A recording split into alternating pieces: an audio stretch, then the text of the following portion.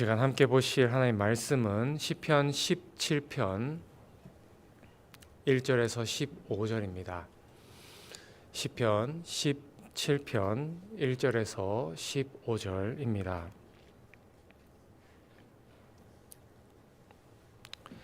교독하시고 15절 함께 읽겠습니다. 1절 제가 먼저 읽습니다.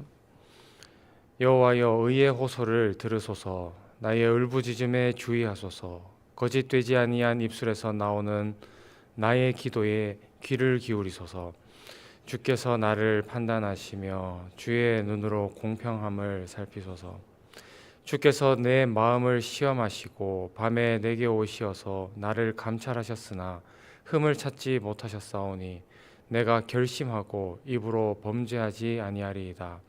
사람의 행사로 논하면 나는 주의 입술의 말씀을 따라 스스로 삼가서 포악한 자의 길을 가지 아니하였사오며 나의 걸음이 주의 길을 굳게 지키고 실족하지 아니하였나이다. 하나님이여 내게 응답하시겠으므로 내가 불살랐사오니 내게 귀를 기울여 내 말을 들으소서.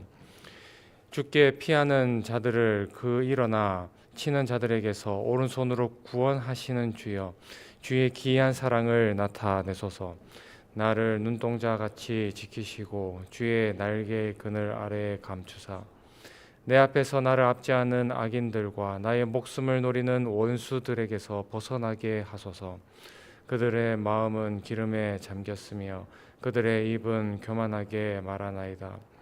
이제 우리가 걸어가는 것을 그들이 에워싸서 노려보고 땅에 넘어뜨리려 하나이다.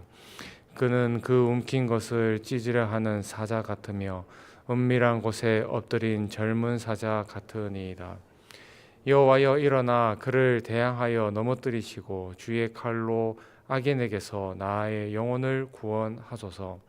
여호와여 이 세상에 살아있는 동안 그들의 분깃을 받은 사람들에게서 주의 손으로 나를 구하소서.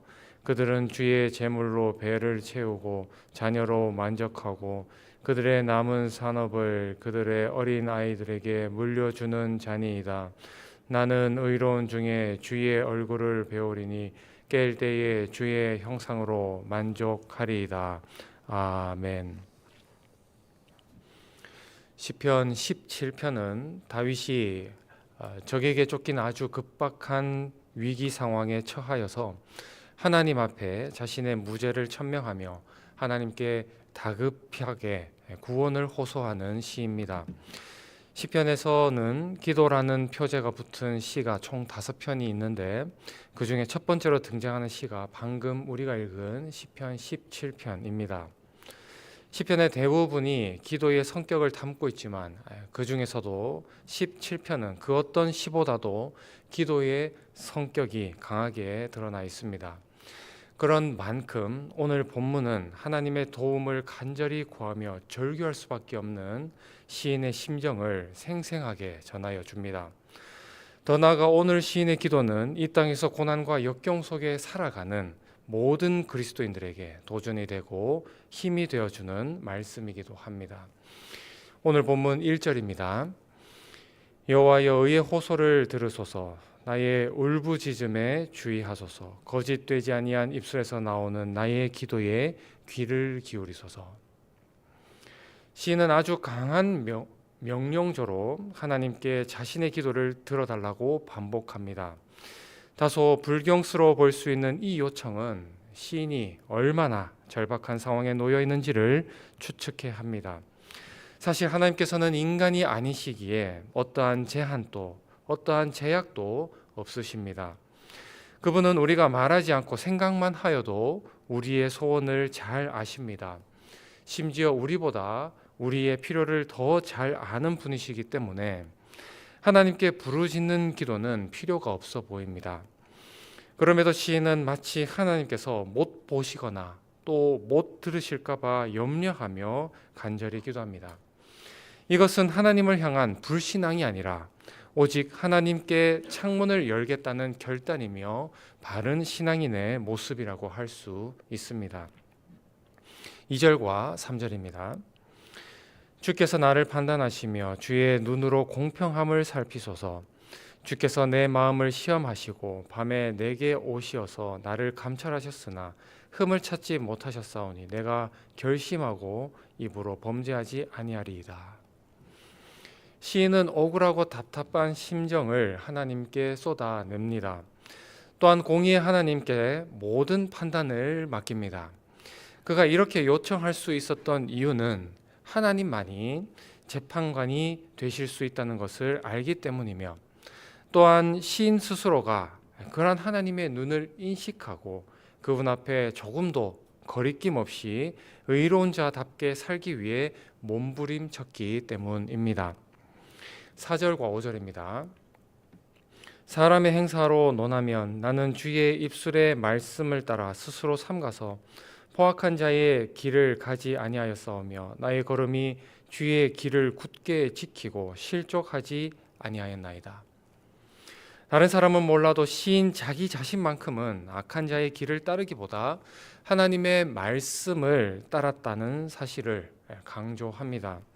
특별히 한글 성경에서는 동일하게 길이라고 번역하고 있지만 원문에서 포악한 자의 길은 많은 사람이 왕래하는 대로를 의미하고, 반대로 주의 길은 사람들의 왕래가 많지 않은 좁은 길을 의미합니다. 즉 시인은 시류에 휩쓸려 살아가기보다 대부분이 가지 않는, 그러나 참된 생명이 있는 하나님의 길을 쫓아 살았음을 고백하고 있는 것입니다.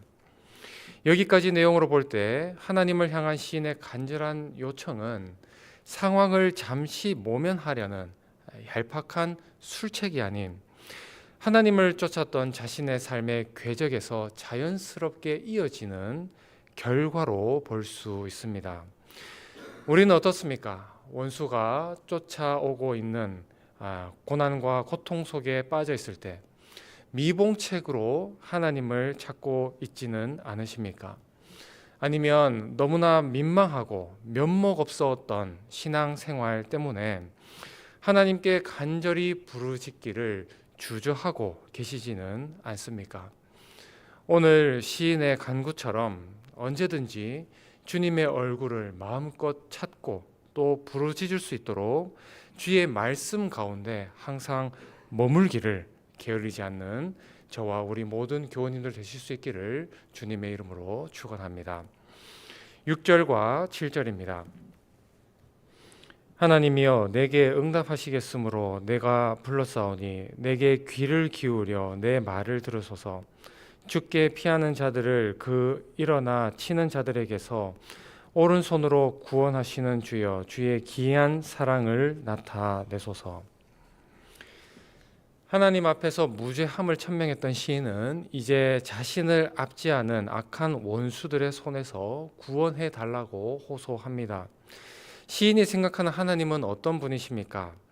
당신께 피하는 백성들을 오른손, 즉 강한 손으로 보호하시고 인도하시는 사랑의 하나님이십니다.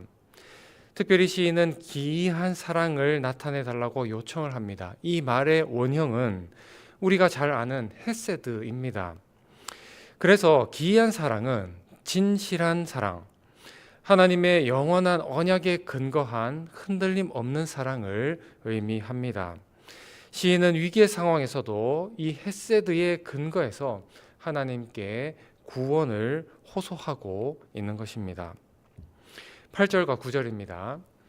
나를 눈동자같이 지키시고 주의 날개 그늘 아래 감추사 내 앞에서 나를 압제하는 악인들과 나의 목숨을 노리는 원수들에게서 벗어나게 하소서. 시인은 하나님의 도우심을 구하면서 신명기 32장에 등장했던 과거 모세의 노래를 인용하고 있습니다. 즉 하나님께서 출애굽한 이스라엘 백성들을 험한 광야에서 수많은 원수들로부터 극진히 보호하셨던 것처럼 시인에게도 동일한 보호하심과 인도하심의 은혜를 허락해 달라고 간구하고 있는 것입니다. 10절에서 12절입니다. 그들의 마음은 기름에 잠겼으며 그들의 입은 교만하게 말하나이다. 이제 우리가 걸어가는 것을 그들이 애워싸서 노려보고 땅에 넘어뜨리려 하나이다. 그는 그 움킨 것을 찢으려 하는 사자 같으며 은밀한 곳에 엎드린 젊은 사자 같으니이다. 시인은 자신을 압제하는 악인들이 어떠한 자들인지에 대해 하나님께 호소하고 있습니다. 기름에 잠겼다라는 말은 지방으로 가득 차 있는 상태를 뜻합니다. 시인을 위협하는 악인들은 풍요로운 삶을 살고 있으며 그럼에도 불구하고 교만함과 방자함 그리고 끝없는 탐욕으로 시인의 생명을 무자비하게 취하고자 합니다. 또한 그들의 공격은 무지하거나 어리석지 않습니다. 마치 젊고 힘이 센 사자가 수풀에 몸을 숨기고 있다가 빠른 속도로 덮치는 것처럼 영악하고 치밀합니다. 절체절명의 순간 제대로 무장도 하지 못한 시인이 찾아야 할 유일한 분은 누구이십니까? 13절에서 15절입니다. 여호와여 일어나 그를 대항하여 넘어뜨리시고 주의 칼로 악인에게서 나의 영혼을 구원하소서. 여호와여 이 세상에 살아있는 동안 그들의 분깃을 받은 사람들에게서 주의 손으로 나를 구하소서. 그들은 주의 제물로 배를 채우고 자녀로 만족하고 그들의 남은 산업을 그들의 어린 아이들에게 물려주는 자니이다.